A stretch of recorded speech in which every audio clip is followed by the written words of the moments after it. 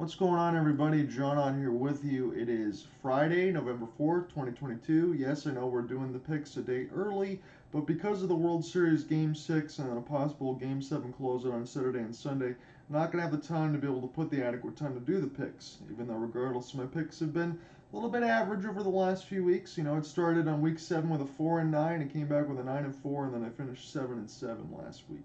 So maybe getting a little bit better. This is the last note for me on a personal side of it, that once we hit the halfway point, once this is done, standings will reset to 0 and I'll have a chance to start again. So hopefully, toward the back end where they've gotten better, it stays that way. So let's start it, shall we?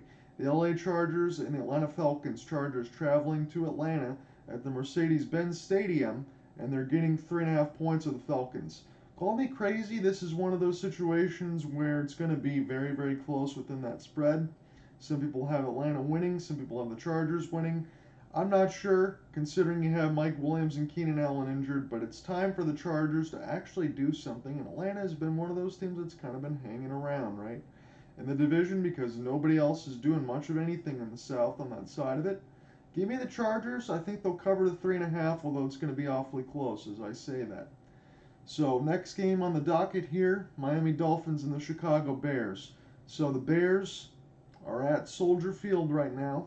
They are getting 5.5 points. Miami, it seems to be with the additions of Chubb and Jeff Wilson Jr., they're probably going to be a much better team, right? And then on the other side of it, you lost Roquan Smith and Robert Quinn in trades. Only makes sense to me that Miami should be able to cover this 5.5. I don't think it's going to be anything outlandish.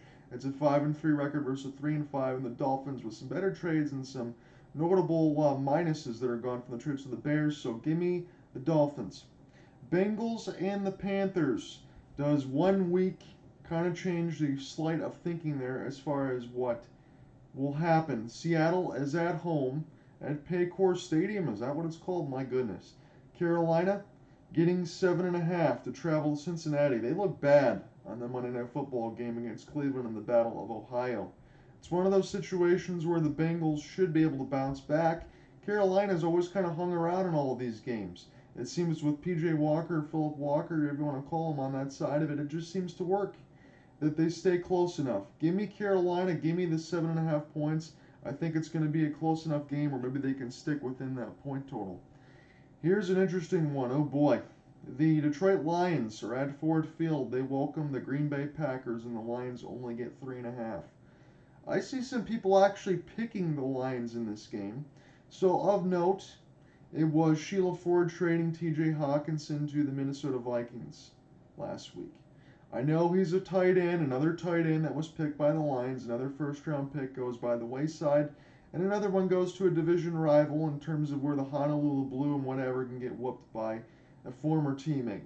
I know it's only 2 times a year because of the football schedule now, 17 weeks, so I can't say 8 and 8 anymore. I got to say 8 and 9 or 9 and 8. Okay.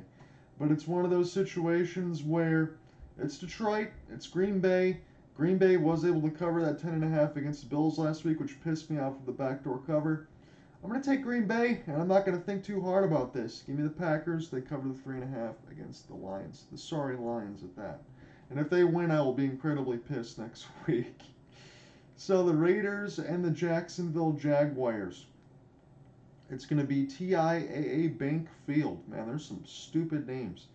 So it's going to be, let's look at the spread, 1.5 in between Vegas and Jacksonville. You say Vegas looks better over the last few weeks. You know what they are. Well, yeah, they've also gotten shut out within that time. Jacksonville a little bit here and there with Trevor Lawrence, but Travis Etienne looks pretty good, and some of these other receivers aren't too bad.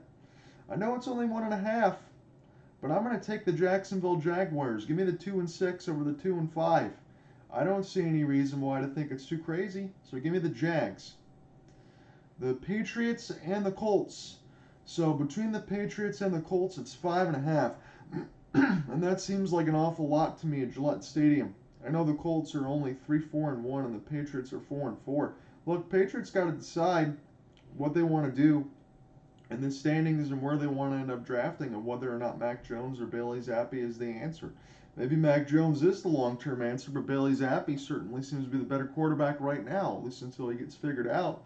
So if I were them, that's where I would start. No Jonathan Taylor for the Colts. Although I think this is going to be an ugly game, and I don't think a lot of points are going to be scored. Maybe the Patriots will surprise me. But give me the Colts. Give me the 5.5. I think they will end up covering that spread. And between the Bills and the Jets, we'll go back up. And if you're looking at my initial picks when it's going to get put on Hopeless Sports Guy, it's Buffalo having to cover 13.5 against the Jets. Right, you got Breece Hall who's going to be out for the rest of the year, and Zach Wilson is going to get blitzed like crazy. And Zach Wilson's not one of those good quarterbacks against the blitz.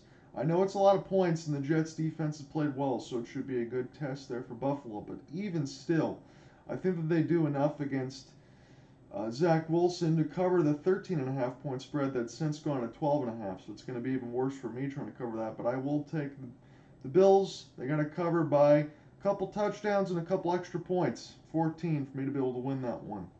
In between Minnesota and Washington, it's the Minnesota Vikings 6-1 with the Washington Commanders 4-4. Washington's not been so bad since they've had Taylor Heineke. He should have been the starter in the first place over Carson Wentz, but they decided to give Carson a chance. But I digress. It's one of those situations where you're in FedEx Field. Man, some of these names, guys. Minnesota and Washington. Washington only having to cover 3.5.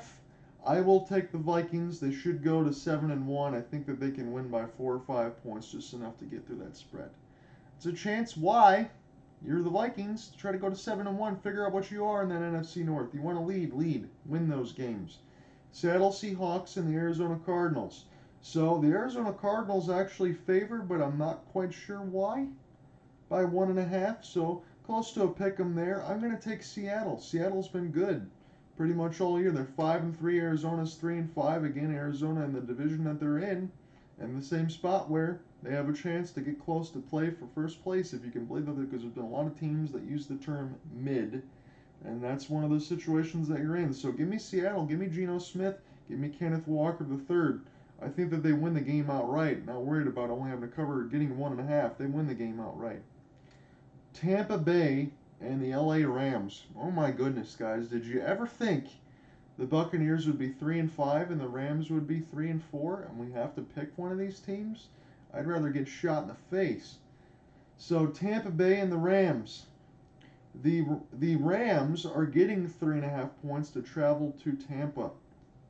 The Buccaneers are 0-3 against Sean McVay Rams, including divisional round loss, courtesy of Greg Rosenthal. The Bucs don't have a running game, but they do have more weapons. And the Rams can't seem to stop anything on offense, but the Buccaneers can't seem to get into the end zone. Could this be a game of field goals? Probably. Do I trust the Bucs enough to win this game against the Rams? No, but do I trust the Rams even less? Yes. Give me the Bucs, because I have to take one of them. Hopefully they can cover 3.5 points. As we continue to scroll down, it's the Kansas City Chiefs and the Tennessee Titans, both 5-2 teams. No Ryan Tannehill again because it's Malik Willis for the second straight week. Tennessee was able to get the win last week, but now it's against the Kansas City Chiefs, and it's 12.5 that Kansas City has to cover. That is a lot. But it is Malik Willis against the Chiefs. Give me the Chiefs. Hopefully Derrick Henry doesn't run all over them enough to where they can cover that 12.5. That's a lot of points, and I feel uncomfortable saying that the Chiefs would be able to cover that, but I will take the Chiefs. They have to cover a big number, but at least they're at Arrowhead, and that leaves you with the Monday night matinee of the Ravens and the Saints. The Saints in the Superdome getting 2.5 points. Look, I don't care if it's Andy Dalton. Baltimore's played decent. They're 5-3. The Saints are 3-5. This is one of those teams where a better than their record Olympics. That's what Greg Rosenthal calls it, and I think that that's a pretty good, accurate statement. So if you have Marshawn Lattimore back there and you have Kamara, you have a situation for the Saints, and Andy Dalton's been serviceable. Baltimore, I'm not so sure that they're not the better team, but the Saints are at home in the Superdome where they seem to play well. Give me the Saints. They get 2.5 points. I think they cover and they win the game. So my picks for Week 9 in summary. I have the Chargers having to cover 3.5 on the road against Atlanta. Buffalo has to cover 13.5 on the road against the Jets. It's going to be tight. Miami and Chicago. Miami has to cover 5.5 against the Bears. I think they'll do so comfortably. Minnesota has to cover 3.5 against the Commanders. You got T.J. Hawkinson. You want to have the weapons go 7-1. Minnesota needs to win that one. I think they'll do so. Green Bay on the road against Detroit. Who am I kidding? 3.5. Only having to cover for the Lions. I'm taking the Packers. I'm taking Indianapolis on the road at Gillette, getting 5.5. I'm taking Carolina on the road against Cincinnati, getting 7.5. I'm taking Jacksonville at home, getting 1.5 against Vegas. I'm taking Seattle on the road against Arizona, getting 1.5. I'm taking Tampa at home, having to cover 3.5 against the Rams. I'm taking Kansas City at home, and this is when I don't feel comfortable about having to cover a big number against the Titans, Malik Willis or not. Got to cover 12.5. And then New Orleans getting 2.5 at the Superdome, playing against Baltimore. And the total number of points scored in between Green Bay and Detroit, I got at 45. So those are my picks for Week 9. And an important note for me, again, the standings will reset once we get to 10. And then it'll go back to 0 and see if I can actually do something through the whole entire second half. I will see you guys next week, probably on Saturday, because the World Series will end either Saturday or Sunday for tomorrow. So that's why I'm getting these picks out a day early. Everybody enjoy, and I will talk to you next week, and I will see you tomorrow on the YouTube side and Twitter Spaces for Game 6 of the World Series between the Phillies and the Astros. Who you got? Let me know. Talk to you soon.